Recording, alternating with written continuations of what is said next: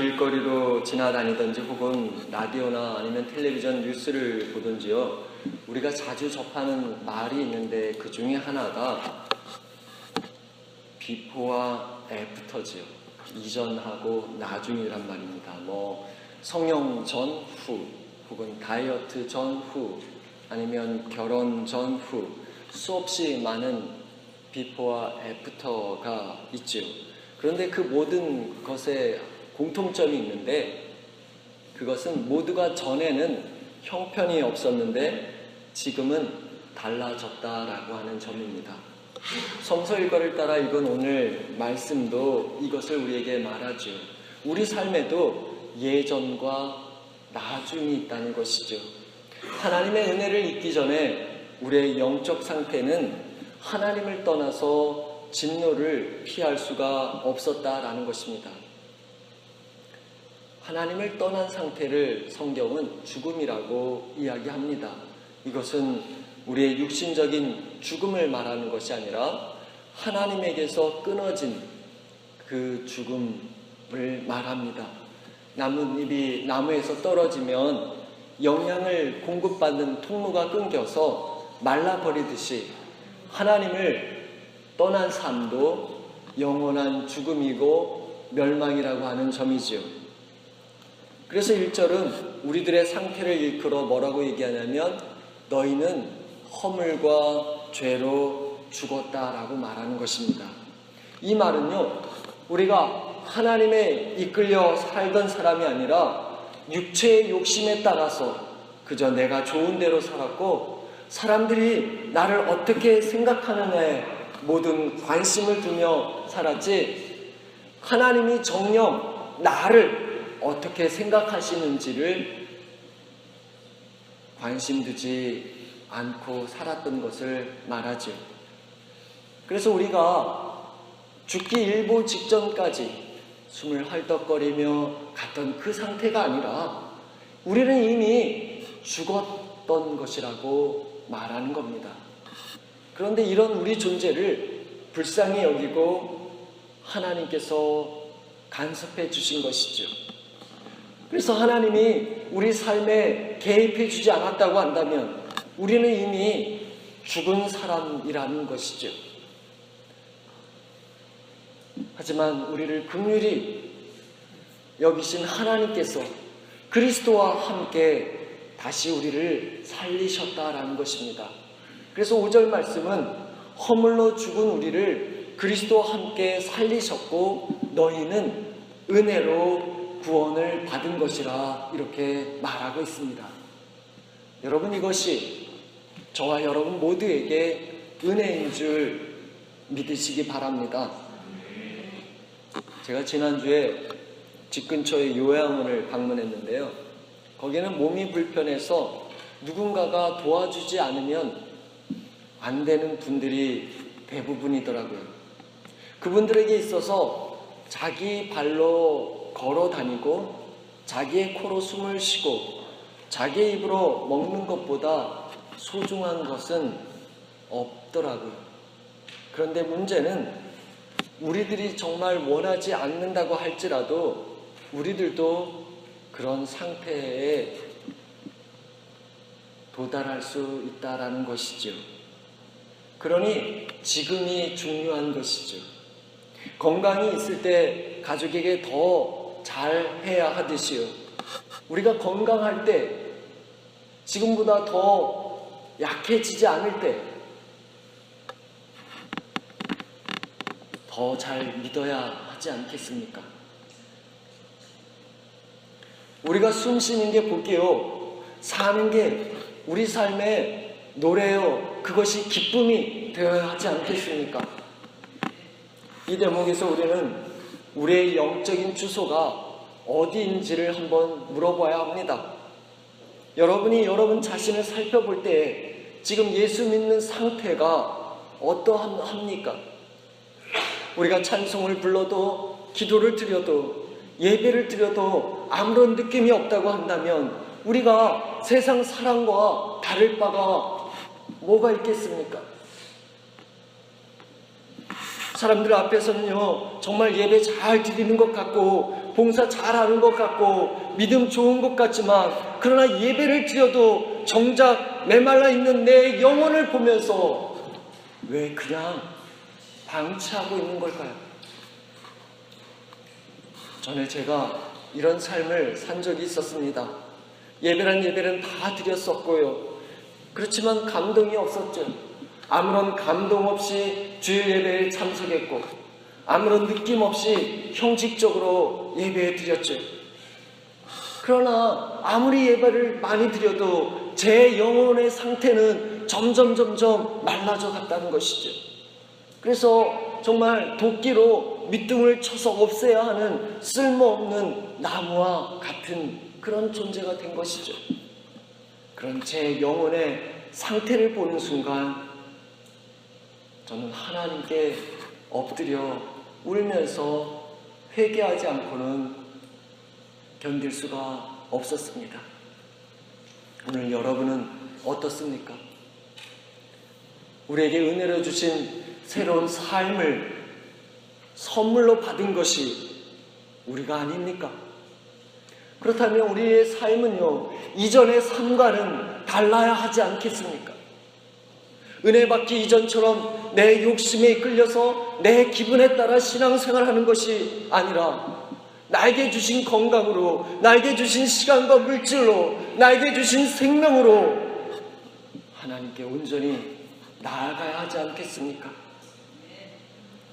메마른 내 영혼을 보시며 안타까워하고 탄식하시는 그 성령님의 소리에 민감해지는 저와 여러분이 되시길 바랍니다. 여러분, 우리가 왜 우리에게 주신 그 은혜를 잊고 살게 될까요? 우리가 왜 이전과 똑같은 욕심에 이끌려 사는 것일까요? 그 이유는 내 영적 상태를 분명히 인정하지 않기 때문이죠. 거지 나사로하고 한날 동시에 죽은 부자를 한번 생각해 보십시다. 나사로는 천국에 가고요, 부자는 지옥에 떨어졌는데 지옥불이 너무 뜨거우니까 목이 바짝바짝 타는 거예요. 그래서 이 부자가 천국에 있는 나사로를 보고는 그 손가락 끝에 제발 물 한 방울이라도 찍어서 내 혀를 적시게 해달라고 요청을 합니다. 그런데 의문이 여기서 생기죠. 그 부자가 천국을 바라볼 수 있었으면서도요, 그리로 건너가게 해달라고 요청은 하질 않았다라는 점이죠. 그저 지금 내 몸이 괴로우니까 내 육체를 위해 물을 달라고 했다는 것입니다. 그런데요, 기왕에 물을 달라고 할 바에는 차라리 나를 불쌍히 여기고 영혼을 살리는 생명의 물을 주시기를 바라야 하지 않겠습니까? 그런데 그러지 않았다는 것이죠. 왜 그랬겠습니까? 그 부자에게는 하나님이 나를 불쌍히 여겨주세요 하는 갈망이 없었기 때문이죠. 내가 죄인이라고 하는 고백이 없었기 때문입니다. 머리로는요, 하나님이 누구신지 알았을지라도 마음으로는 받아들이지를 못한 것이지요. 그래서 우리가 마음으로 하나님을 인정하는 것이 얼마나 중요한지를 로마서 10장 9절은 이렇게 말해줍니다. 너가 만일 너의 입으로 예수를 주로 시인하며 또 하나님께서 그를 죽은 자 가운데서 살리신 것을 너의 마음에 믿으면 구원을 얻으리니 사람이 마음으로 믿어 의에 이르고 입으로 시인하여 구원에 이르리라 했습니다. 이 시간 축복합니다.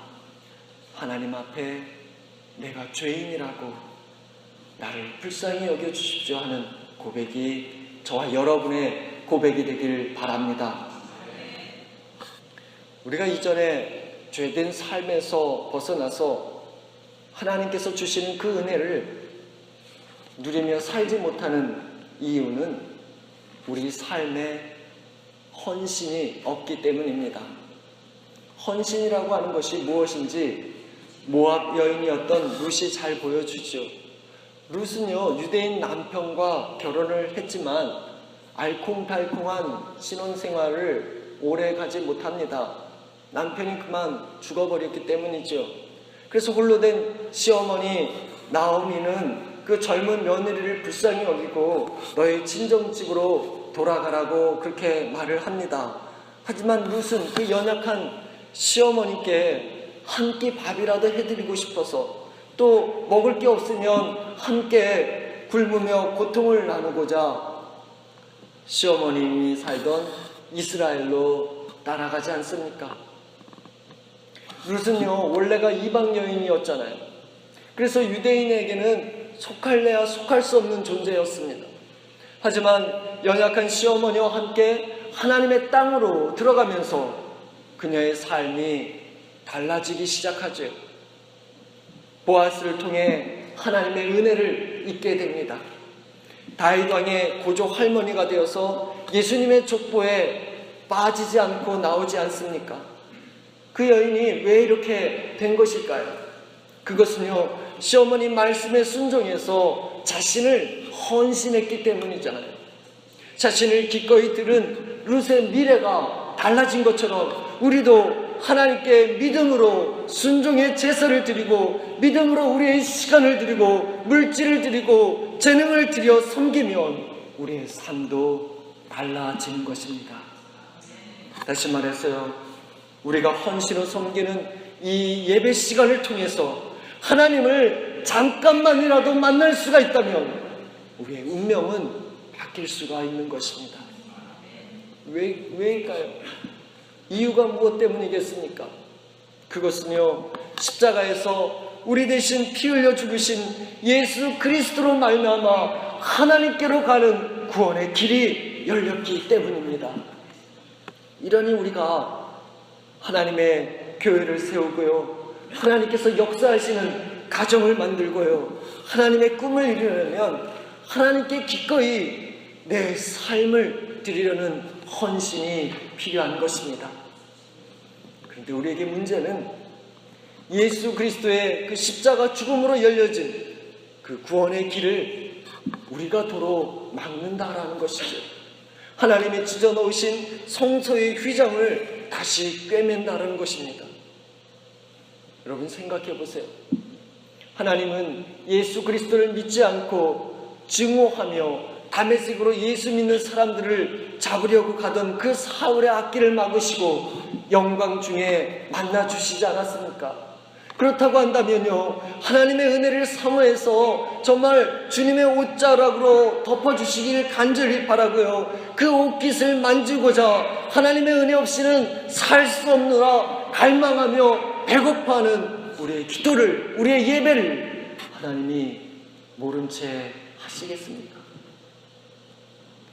여러분, 여리고성에서 세무소장하던 삭개오가요, 예수님이 자기 마을로 지나간다는 그 소리를 듣고는 사무실에서 뛰쳐나가서 뽕나무로 올라갔잖아요. 왜 그런 것입니까? 거지 바디메오가요, 사람들이 시끄럽다고 야단치는데도 왜 있는 힘을 다해서 주님을 부른 것입니까? 예수님이요, 왜 십자가에 당신을 바친 것입니까? 그 모든 게 다 하나님의 은혜 때문이 아닙니까? 하나님의 은혜가 강물처럼 흘러서 온 땅을 적시기 위해서잖아요. 그런데 오늘 우리는 어떻습니까? 왜 하나님의 은혜를 사모하지 않습니까? 왜 하나님의 은혜를 입으려고 헌신하지 않습니까? 우리가 살면서요, 고통스러운 순간들이 오곤 합니다. 문제 때문에 낙심할 때가 있죠. 하지만 그럴 때가요, 사실은 하나님의 은혜가 우리에게 더 필요한 때가 아니겠습니까?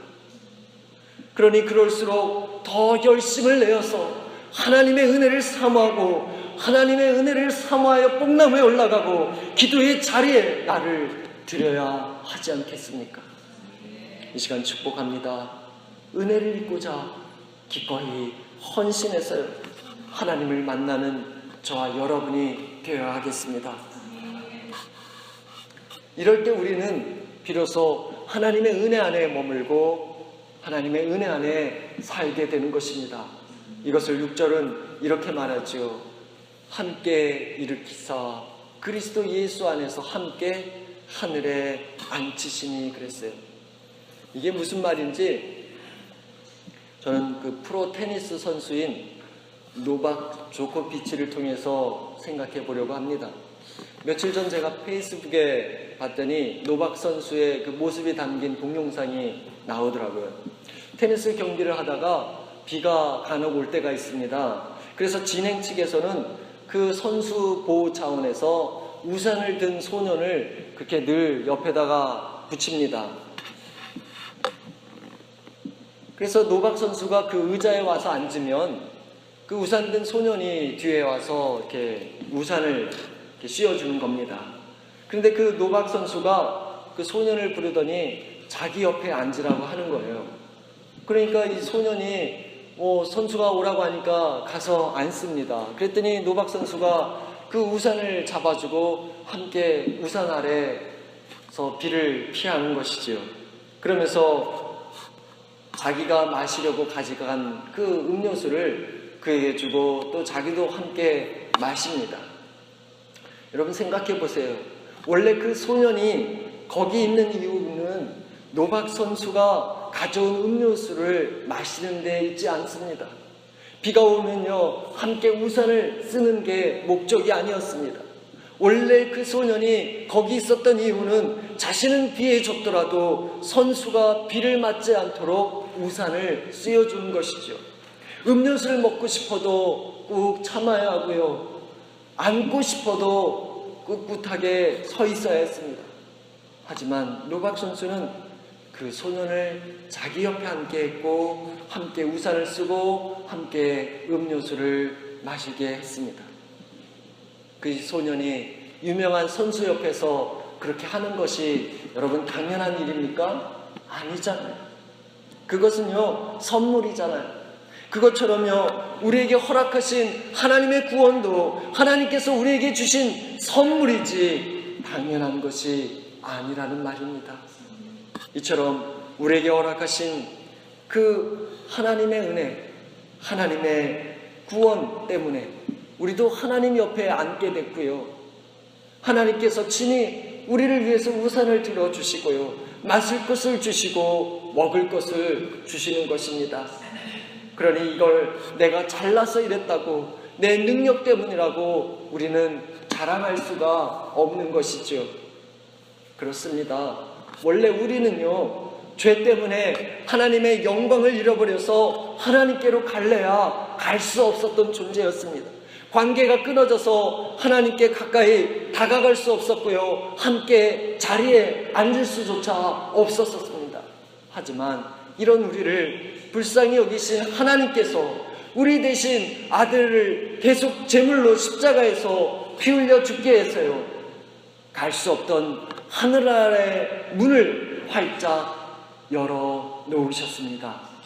그래서 누구든지 믿기만 하면 구원을 얻을 수 있고 주님과 함께 앉을 수 있고 마실 수 있고 먹을 수가 있는 것이죠.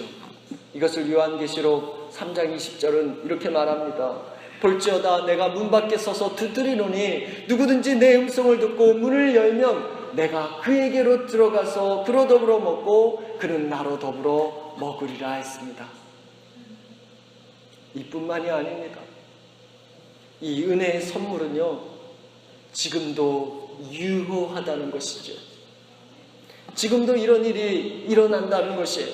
언제 그럴 수 있습니까? 그것은요 우리가 믿을 때지요. 영접하는 자 곧 그 이름을 믿는 자들에게는 하나님의 자녀가 되는 권세를 주셨다 그랬습니다. 하나님이 이 세상을 이처럼 사랑하사 독생자를 주셨으니 이는 저를 믿는 자마다 멸망치 않고 영생을 얻게 하려 하심이니라 그랬습니다. 여러분 왜 이런 은혜가 우리에게 있는 것일까요? 그것은요 예수 그리스도는 우리를 위해 우리를 살리려고 하나님께서 보내신 화목 제물이었기 때문입니다. 우리 대신 십자가의 제물로 당신이 기꺼이 헌신하신 그 예수 그리스도의 보혈을 통해서 이루어진 그 하나님의 사랑을 오늘 또 받아들이는 사람은 지금도 의롭다 하심을 얻는 줄 믿으시기 바랍니다. 그러기에 우리들의 영적인 주소는 이제 그리스도 예수 안에서 하나님과 함께 하늘에 속하게 된 것입니다. 마귀의 지배에서 벗어나 하나님 안에, 하나님과의 그 사귐 안에 있다는 사실을 우리는 늘 잊지 말아야 할 것입니다. 그래서 우리는 누가 뭐라고 해도 하나님의 사람이요, 하나님의 자녀요, 하나님께 속한 사람입니다. 시편 100편 3절에 여호와가 우리 하나님이신 줄 너희는 알지어다. 그는 우리를 지으신 자시요 우리는 그의 것이니 그의 백성이요 그의 기르시는 양이로다 그랬습니다. 이러니 우리의 삶은 이전과 달라야 한다는 것입니다. 아버지 재산을 미리 물려달라고 해서 아버지를 떠난 작은 아들을 한번 생각해 보십시다. 나중에 빈털터리로 돌아왔잖아요. 동네 사람들은요, 대응망덕한 놈이 돌아왔다고, 부모님 속썩이는 놈이 돌아왔다고 수군거렸겠지만 아버지는요, 이 내 아들은 죽었다가 다시 살아났고 내가 잃었다가 다시 얻었다 그랬죠. 동네 사람들, 너희 눈에는 망나니로 보이고 쓸데없어 보이지만 하지만 나에게는 죽었다가 다시 살아난 아들이요 잃었다가 다시 찾은 아들이라고 했습니다. 그러면 잔치를 벌여주지 않았습니까? 여러분, 그 아들이 어떻게 살았겠습니까? 자기가 스스로 생각해봐도 나는 아버지 아들로 자격이 없다고 여겼잖아요. 그래서 종으로 삼아주시는 것도 감사하다며 집으로 돌아왔는데 망나니 같은 나를 아버지는 안아주시고 아들로 다시 품어주셨잖아요.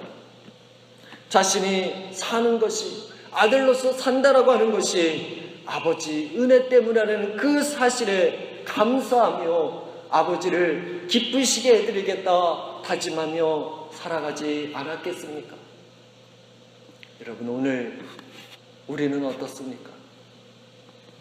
우리도 은혜로 하나님의 자녀로 다시 살게 되었는데요, 우리가 어떻게 달라져야 하겠습니까?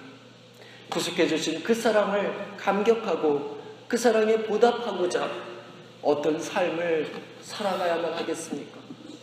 10절 말씀은 이렇게 말해줍니다. 우리 함께 읽어봅시다. 우리는 그가 만드신 바라 그리스도 예수 안에서 선한 일을 위하여 지으심을 받은 자니 이 일은 하나님이 전에 예비하사 우리로 그 가운데서 행하게 하려 하심이니라. 아멘. 이게 무슨 말인지 다윗의 삶이 잘 보여집니다. 자기 죄 때문에요, 아들끼리 서로 죽이는 피바람이 불었고요, 자기도 왕궁을 버리고 도망치는 신세도 되어봤잖아요. 그때부터 다윗이 정말 달라진 삶을 삽니다. 늙어서 힘이 없을 때 신하들은요, 젊은 여인을 아내로 삼아서 다윗을 수발들게 했지만 그 여인과 잠자리를 같이 하지 않습니다. 왜냐하면 하나님의 은혜 아니고서는 자신이 살 수 없다는 그런 것을 깨달은 순간부터 죽기까지 다윗이 했던 일이 있는데, 그것이 뭐냐면 하나님의 성전을 짓는데 필요한 물건을 마련하는 것이었죠. 죽기 전에는 하나님을 신실하게 믿는 것이 얼마나 중요한지를 아들 솔로몬에게 유언으로 남기지 않았습니까? 오늘 우리는 어떻게 달라진 삶을 살아가고 있습니까? 십자가에서 베푸신 은혜로 내가 산다라고 하는 그 사실을 깨닫고 주님의 선한 일에 우리의 에너지를 드려야 하지 않겠습니까? 이 시간 축복합니다. 이전에 죄와 욕심에 이끌려 살던 나를 십자가에서 보여주신 사랑으로 살리신 그 은혜를 인정하고 주님의 마음이 가는 곳에 우리의 마음도 따라가서 기꺼이 헌신하는 여러분의 나중 삶이 되시길 주님 이름으로 축원합니다.